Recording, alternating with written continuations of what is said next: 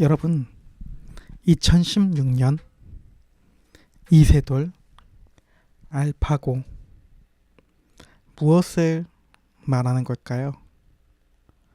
바로 바둑입니다. 2016년에 모든 세계를 경악하게 했던 인간과 인공지능의 바둑 대결 이세돌 대 알파고의 경기를 기억하고 있나요? 당시 알파고의 계산 능력은 정말로 완벽 그 자체였습니다. 인간이 인공지능을 이길 수 없을 것 같은 절망감이 온 세상을 덮었습니다. 그런데 사국에서 기적이 일어납니다. 절대 질 것 같지 않던 알파고의 완벽한 진영 한가운데에 이세돌 구단이 쐐기를 박듯 바둑돌 하나를 탁 내려놓습니다. 그 유명한 178수 신의 한 수입니다. 이 돌이 놓이자마자 승률 100%를 자신하던 알파고의 알고리즘이 완전히 꼬여버리며 스스로 무너져 내리기 시작했습니다. 완벽해 보이는 적의 계산을 단 한 번의 수로 뒤집어버린 경이로운 순간입니다. 오늘 우리가 만날 에스더 2장부터 4장까지의 이야기가 바로 이렇습니다.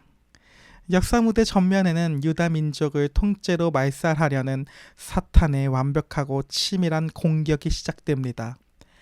빠져나갈 구멍이 전혀 없는 절대적인 절망의 순간입니다.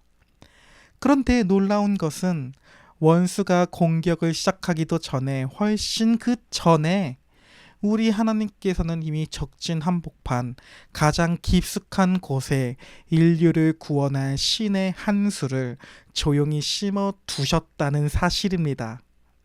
세상이 아무리 소란스럽고 악인들의 계산이 완벽해 보여도 그 배후에서 오차없이 작동하는 하나님의 거대한 주권의 이야기, 에스더 2장부터 4장까지의 이 역전의 드라마 속으로 우리가 함께 살펴봅시다. 에스더 2장에서는 위기보다 먼저 배치된 신의 한 수에 대한 이야기가 나옵니다. 에스더 1장에서 왕의 명령을 어긴 왕후 에스디가 폐위된 후에 바사, 페르시아 제국에서는 새로운 왕후를 간택합니다. 이때 유다 포로 출신의 고아 소녀였던 에스더가 사촌 오빠인 모르드게의 보살핌을 받다가 왕궁으로 들어가게 됩니다. 하나님은 이 이름 없는 소녀에게 왕과 신하들의 눈에 은혜를 입게 하시어 마침내 대제국의 왕관을 쓰게 하십니다. 그뿐만이 아닙니다. 모르드게는 대궐문에 앉아 있다가 왕을 암살하려고 하는 내시들의 음모를 고발하여 왕의 목숨을 구합니다. 이 모르드게의 엄청난 공로는 왕중일기에 기록되지만 이상하게도 아무런 포상 없이 사람들의 기억 속에서 잊혀집니다. 그러나 이 모든 것은 우연이 아닙니다. 장차 다가올 끔찍한 위기를 뒤집기 위해 하나님께서 가장 완벽한 타이밍에 꺼내 쓰시려고 바둑판 위에 미리 올려두신 숨겨진 78수 그 신의 한 수였습니다. 에스더 3장에서는 800년을 이어온 영적 전쟁과 죽음의 조서에 대한 이야기가 나옵니다. 이 평화로운 대궐에 유다인들의 철천지 원수가 등장합니다. 바로 최고 권력자가 된 아각 사람 하만입니다. 그런데 여러분, 이 아각 사람이라는 말에 숨겨져 있는 소름 돋는 비밀이 있습니다. 아각은 과거 이스라엘이 출애굽할 때부터 하나님을 대적했던 이방 민족 아말렉의 왕을 뜻합니다. 당시 하나님은 사울 왕에게 아말렉을 완전히 진멸하라고 명령하셨지만 사울은 불순종하여 아각 왕을 살려주었고 결국 그 죄로 왕위에서 폐위당했습니다. 그런데 또 놀랍게도 하만 앞에 서 있는 이 모르드게는 사울 왕의 아버지인 기스의 후손이었습니다. 한마디로 하만과 모르드게의 갈등은 단순한 개인의 기싸움이 아니라 800년 전 사울 왕의 불순종으로 끝내지 못했던 사울 가문과 아말렉 왕가의 거대한 대리전이었던 것입니다. 인간 사울은 실패했지만 아말렉과 대대로 싸우리라 하셨던 하나님의 언약은 결코 실패하지 않습니다. 하나님은 가장 낮아진 포로기 가운데에서도 사울의 후손 모르드게를 통해 이 오래된 전쟁을 친히 끝내기 위해 역사를 주관하고 역사를 움직이고 계셨던 것입니다. 이에 분노한 하만은 제국 내의 모든 유다인을 말살할 완벽한 계획을 짭니다. 그는 제비를 뽑아서 거사를 치를 날짜를 정하고 왕의 어인이 찍힌 취소할 수 없는 죽음의 조서를 제국 전역에 반포합니다. 알파고의 계산처럼 빠져나갈 틈이 없는 절망 앞에 백성들은 처절한 통곡에 빠집니다. 이 날에 유대인들은 모든 사람들로부터 죽음을 당할 위기에 처하게 된 것입니다. 에스더 4장에서는 이때를 위함이 아니냐 라는 명대사와 죽으면 죽으리이다 라고 하는 명대사가 나옵니다. 이 죽음의 조서가 내려지자 모르드게는 굵은 베옷을 입고 대성통곡합니다. 그리고 왕궁에 있는 에스더에게 당장 왕 앞에 나아가 민족을 위해 간구하라고 명령합니다. 하지만 에스더는 망설입니다. 왜냐하면 당시 페르시아 법에는 왕이 부르지도 않았는데 함부로 왕 앞에 나아갔다간 왕이 금규, 지휘봉을 내밀어 주지 않으면 무조건 사형을 당하기 때문입니다. 이 절체절명의 순간 모르드게는 위대한 신앙의 승부수를 던집니다. 이세돌처럼요. 너가 만일 이때에 잠잠하면 하나님은 어떻게든 우리를 구원하시려니와 너가 왕후의 자리를 얻은 것이 이때를 위함이 아닌지 누가 알겠느냐라는 말을 에스더에게 이야기합니다. 이 말을 들은 에스더는 드디어 신의 한수, 하나님께서 하신 신의 한수가 발동합니다. 에스더는 백성들에게 3일간의 금식을 요청하며 유대인들에게 인류 역사의 길이 남을 비정한 결단을 내립니다. 나도 나의 시녀와 더불어 금식한 후에 규례를 어기고 왕에게 나아가리니 내가 죽으면 죽으리이다 라고 오늘 본문의 이야기가 마무리가 됩니다. 자, 이 위기 앞에 미리 배치된 에스더와 완벽해 보이는 죽음의 조서, 그리고 목숨을 건 이 결단 속에서 우리는 우리의 왕 예수 그리스도를 어떻게 만날 수 있을까요?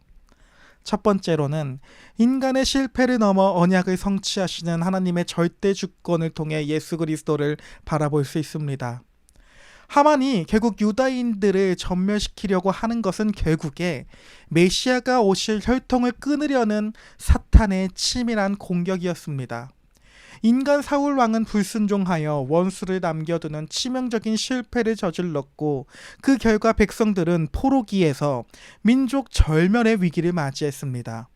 인간의 의지와 리더십은 이처럼 늘 실패하고 죄를 남깁니다. 하지만 하나님은 인간의 실패에 발목 잡히시는 분이 아닙니다. 사울이 남겨놓은 죄의 불씨 그 하만을 하나님은 친히 모르드게와 에스더를 통해 완전히 끄시며 사탄의 머리를 짓밟으십니다. 이처럼 우리의 구원은 인간의 완벽함에 달려있는 것이 아니라 어떤 실패 속에서도 자기 백성을 끝까지 추적하여 구원해 내시는 하나님의 지지 않는 열심과 절대적인 주권 위에 서 있습니다. 이 800년 역사 서사를 장착하면 신의 한수라는 인트로 비유와 맞물러 인간의 눈에는 우연처럼 보이는 계보와 역사가 사실은 하나님의 거대한 바둑판 위에서 한치의 오차도 없이 흘러가는 필연적인 언약의 성취임을 볼 수 있습니다. 그렇게 하나님은 역사, 구원사를 이끌어 가시면서 예수께서 이 땅 가운데에 오시게 됩니다. 우리의 실패를 뛰어넘어서요. 둘째로는 취소할 수 없는 죽음의 조서를 피로 찢으신 예수님입니다. 하만이 반포한 조서는 왕의 도장이 찍혀 결코 취소할 수 없는 무서운 법이었습니다. 이것은 죄를 지은 우리를 향해 선고된 율법의 엄중한 판결, 즉 죄의 삭슨 사막이라는 절대적인 조소와 같습니다. 우리의 힘으로는 이 알고리즘을 깰 수 없습니다. 그러나 예수께서 십자가에서 당신의 온몸으로 그 율법의 저주를 다 받아내셨습니다.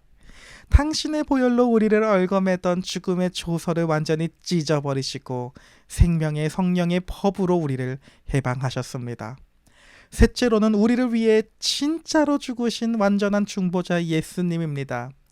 에스더는 백성을 살리기 위해 죽을지도 모른다는 확률을 뚫고 벌벌 떨며 왕 앞으로 나아갔습니다. 이 에스더의 모습은 장차 오실 완전한 중보자 모습의 그림자입니다. 우리 예수님은 죽을지도 모르는 확률을 안고 오신 것이 아니라 우리가 받아야 할 마땅한 진노를 대신 짊어지시고 진짜 죽으러 이 땅 가운데에 오십니다.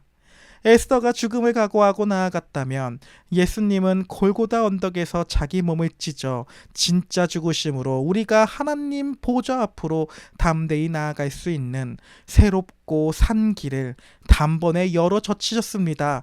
휘장이 하늘로부터 땅에서 찢어집니다. 그렇게 우리는 지성소 안으로 들어갈 수 있게 됩니다. 하나님을 만납니다. 온 우주의 역사를 뒤바꾼 진짜 신의 한 수는 바로 예수 그리스도의 십자가입니다. 사랑하는 여러분, 오늘 나의 인생을 둘러싼 현실의 문제들이 마치 알파고의 계산처럼 도무지 이길 수 없는 거대한 장벽으로 느껴지시나요? 빠져나갈 구멍 하나가 없는 절망적인 조소가 내 삶을 덮고 있는 것 같지는 않나요? 기억합시다.